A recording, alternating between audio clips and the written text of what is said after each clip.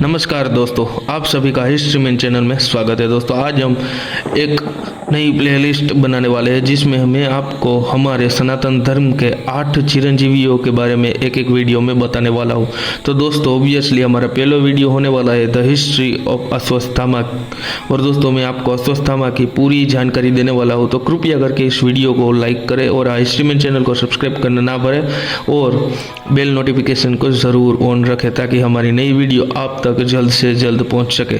So let's deep dive into the story of Ashwatthama. हमारे भारत के हिंदू महाकाव्य में अश्वत्थामा ऋषि भारद्वाज के पोते और गुरु द्रोण के पुत्र थे। अश्वत्थामा ने कुरुक्षेत्र के युद्ध में पांडवों के खिलाफ कौरवों के लिए लड़ाई लड़ी थी। भगवान श्री कृष्ण द्वारा दिए गए एक श्राप के कारण वे चिरंजीवी बन गए हैं। भगवान श्री कृष्ण ने उनकी मौत की एक झूठी अफवाह फैलाई ताकि उनके पिता महायोद्धा गुरु द्रोण की मौत हो सके। कुरुक्षेत्र के युद्ध में अश्वत्थामा को कौरवों का अंतिम सेनापति नियुक्त किया गया था। पिता द्रोण बेटे की आत्मा के लिए ध्यान करने में अक्षम थे। दुख और क्रोध से जीतकर वह एक ही रात के आक्रमण के अधिकांश पांडव शिविरों का वध कर देता है। हस्तिनापुर के शासक दुर्योधन के अधीन होकर अश्वत्थामा ने उत्तरी पांचाल पर शासन किया था। महाभारत युद्ध के योद्धाओं में युद्ध के नियमों का उल्लंघन करने वाले एवं सभी सीमाओं को पार करने वाले और युद्ध में अस्त्रों का दुरुपयोग करने वाले सेनापति थे। The story of Ashwatthama. Kurukshetra युद्ध में अश्वत्थामा को कौरवों का अंतिम सेनापति की कहानी बहुत दिलचस्प है। हिंदू महाकाव्य महाभारत के अनुसार अश्वत्थामा का अर्थ पवित्र आवाज जो घोड़े की आवाज से संबंधित है। ऐसी कहानी है कि जब अश्वत्थामा का जन्म हुआ तब वह घोड़े की तरह रोया था। महाभारत काल का अश्वत्थामा आज भी जिंदा है। वह कौरव और पांडवों के गुरु द्रोणाचार्य का पुत्र था। महाभारत के युद्ध में कौरवों की ओर से युद्ध किया था, मगर अपनी एक गलती के कारण श्राप मिला। उसके कारण वह दुनिया खत्म होने तक जीवित रहेगा और भटकेगा। अश्वत्थामा का जीवन और जन्म। कौरव और पांडवों के गुरु द्रोणाचार्य और कृपि के पुत्र के रूप में अश्वत्थामा का जन्म हुआ था। अश्वत्थामा का जन्म वर्तमान में टपकेश्वर महादेव मंदिर देहरादून उत्तराखंड में हुआ था। अश्वत्थामा अपने माथे पर एक रत्न के साथ पैदा हुए थे। एक चिरंजीवी थे। अश्वत्थामा जीवित प्राणियों पर शक्ति प्रदान करके वह भूख प्यास और थकान से बचाता था। द्रोणाचार्य सादा जीवन जीते कुरुक्षेत्र युद्ध के विशेषज्ञ है। अश्वत्थामा का बचपन मुश्किलों से भरा था। ऐसा कहा जाता था कि अश्वत्थामा का परिवार दूध का खर्च उठाने में भी असमर्थ था। द्रोण ने पूर्व सहपाठी और मित्र द्रुपद से सहायता लेने के लिए पांचाल साम्राज्य जाते हैं, लेकिन द्रुपद ने मित्रता को नहीं अपनाया और कहा कि एक राजा और एक भिखारी मित्र नहीं हो सकते, ऐसा कह के अपमानित किया था। उसके पश्चात द्रोण की दुर्दशा को देख कृपाचार्य ने उनको हस्तिनापुर आमंत्रित किया। उस प्रकार द्रोणाचार्य हस्तिनापुर में पांडवों और कौरवों दोनों के गुरु बन गए। अश्वत्थामा को उनके साथ युद्ध कला में प्रशिक्षित किया जाता है। उनकी शिक्षा के बाद गुरु दक्षिणा में द्रुपद की हार को मांगा था। कौरव द्रुपद को नहीं हरा सके। उन्हें उनकी बेटी शिखंडी ने पकड़ लिया। उसके बाद पांडवों ने द्रुपद को हरा दिया और द्रुपद को द्रोण के सामने पेश किया। उसके सामने ही द्रोण ने अश्वत्थामा को पांचाल देश का राजा घोषित किया था। कुरुक्षेत्र युद्ध में अश्वत्थामा की भूमिका। हस्तिनापुर में महाराजा धृतराष्ट्र ने द्रोणाचार्य को कुरु राजकुमारों को पढ़ाने का विशेषाधिकार दिया था। उसी वजह से द्रोणाचार्य और अश्वत्थामा दोनों पिता पुत्र मरते दम तक हस्तिनापुर के प्रति वफादार और कुरुक्षेत्र युद्ध में कौरवों के लिए लड़े थे। कुरुक्षेत्र युद्ध होने से पहले यानी द्रोणाचार्य की मृत्यु से पहले अश्वत्थामा अपने पिता से मिलने और विजयी होने का आशीर्वाद लेना चाहते थे, लेकिन उनके पिताजी द्रोणाचार्य ने कहा था कि बेटे अपनी शक्ति से युद्ध जीतने चाहिए, नहीं किसी के आशीर्वाद से। कुरुक्षेत्र के युद्ध में युद्ध के 14वें दिन अश्वत्थामा राक्षसों और अंजना पर्वत के लिए एक विभाजन को मारता है। अश्वत्थामा कई बार अर्जुन के सामने भी खड़ा होता है और अर्जुन को जयद्रथ तक पहुंचने से के रोकने की कोशिश करता है, मगर अंत में अर्जुन से हार जाता है। अश्वत्थामा के पिता द्रोण की मृत्यु। कुरुक्षेत्र के युद्ध के 10वें दिन भीष्म वध के पश्चात गुरु द्रोण को सेनाओं का सर्वोच्च सेनापति घोषित किया गया। द्रोणाचार्य दुर्योधन से वादा करते हैं कि वह युधिष्ठिर को पकड़ लेंगे, मगर वह बार बार युधिष्ठिर को पकड़ने में असफल रहते हैं।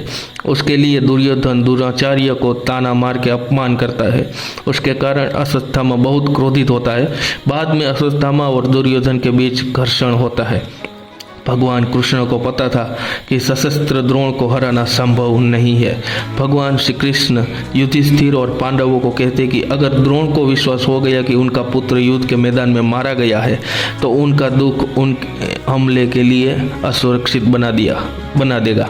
भगवान श्री कृष्ण ने भीम को कहते हुए अश्वत्थामा नाम के हाथी को मारने की योजना बनाई।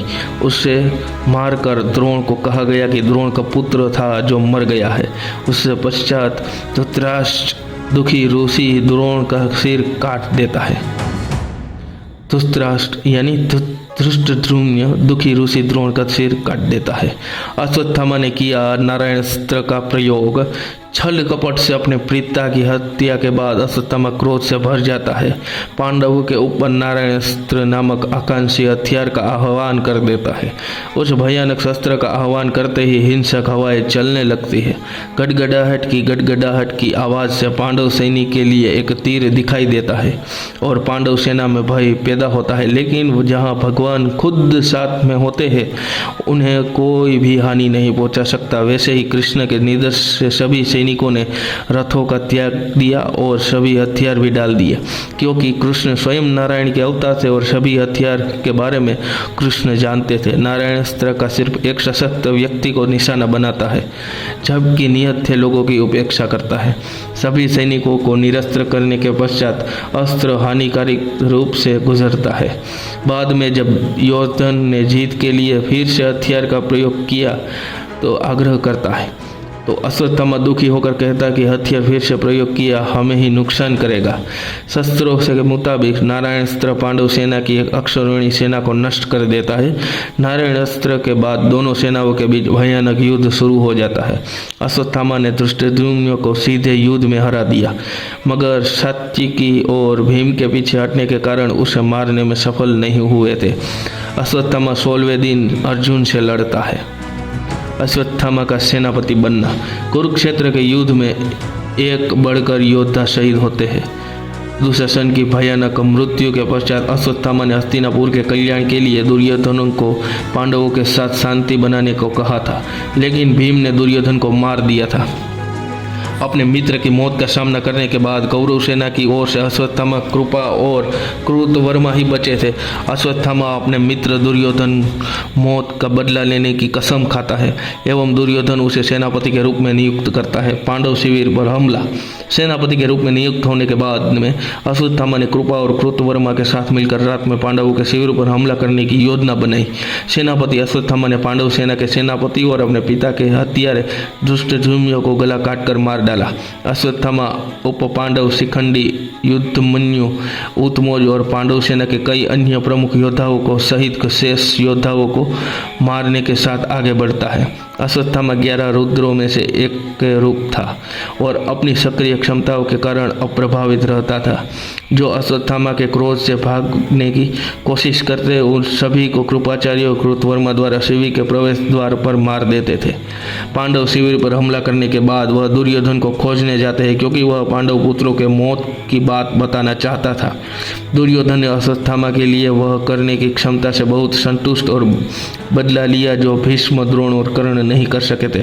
उसके साथ ही दुर्योधन ने अंतिम सांस ली और शोक मनाते हुए कौरव सेना के शेष 3 सदस्यीय दाह संस्कार करते हैं। कुरुक्षेत्र युद्ध के बाद हमले के बाद पांडव और कृष्ण जो रात में दूर थे, दूसरे दिन सुबह अपने शिविर में लौट आए। रात की घटनाओं की खबर सुनकर युधिष्ठिर बेहोश हो गए और पांडव शोकमग्न और गमगीन हो गए। भीम गुस्से में द्रोण के पुत्र अश्वत्थामा को मारने के लिए दौड़ पड़े। अश्वत्थामा भगीरथ के तट के पास ऋषि व्यास के आश्रम में मिलते हैं। उस समय उत्तेजित अश्वत्थामा ने पांडवों को मारने की शपथ को पूरा करने के लिए ब्रह्मास्त्र का आह्वान किया, लेकिन कृष्ण अर्जुन से अपनी रक्षा के लिए अश्वत्थामा के खिलाफ मिसाइल विरोधी ब्रह्म शीर से फायर करने के लिए कहते हैं। ऋषि व्यास हथियारों को आपस में टकराते से रोकते हैं और अर्जुन और अश्वत्थामा दोनों को हथियार वापस लेने के लिए कहते हैं। अर्जुन तो वापस ले लेता है, लेकिन अश्वत्थामा नहीं जानते हैं कि ब्रह्मास्त्र को कैसे वापस लेना है और उसे पांडवों के वंश को समाप्त करने के प्रयास में हथियार को गर्भवती उत्तरा के गर्भ की ओर निर्देशित करता है और उसके लिए कृष्ण अश्वत्थामा को सबसे बड़ा और क्रूर पापी कहकर उसके माथे से दिव्य रत्न लेकर के और उसे शाप देते हैं कि तुम कलयुग के अंत तक वह अत्यधिक मात्रा में रक्तस्राव रोगों से पीड़ित होगा। उसके शरीर की त्वचा के टुकड़े गेंद में मलबे की तरह पिघल जाएंगे और एक मरते हुए कोढ़ी की तरह होंगे, लेकिन फिर भी वह नहीं होगा, मर जाएंगे और कोई भी उसके सामने उसकी मदद के लिए नहीं आएगा। So interesting fact about Ashwatthama.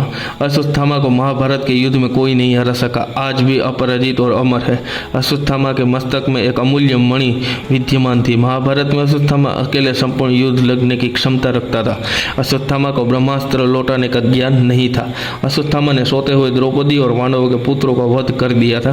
Bhardwaj ऋषि के पुत्र द्रोण के यहाँ अश्वत्थामा का जन्म हुआ था। शिव महापुराण के अनुसार अश्वत्थामा आज भी जीवित है और शायद आई बिलीव्ड इन आवर वैदिक स्क्रिप्चर्स, क्योंकि अश्वत्थामा आज भी कहीं जिंदा है। सो आप लोगों को क्या कहना है ये कमेंट में ज़रूर बताना और इस वीडियो को लाइक कर देना, हिस्ट्री चैनल को सब्सक्राइब करना मत भूलना। हम ऐसे ही मिलेंगे इंटरेस्टिंग हिस्ट्री के अमेजिंग वीडियो में।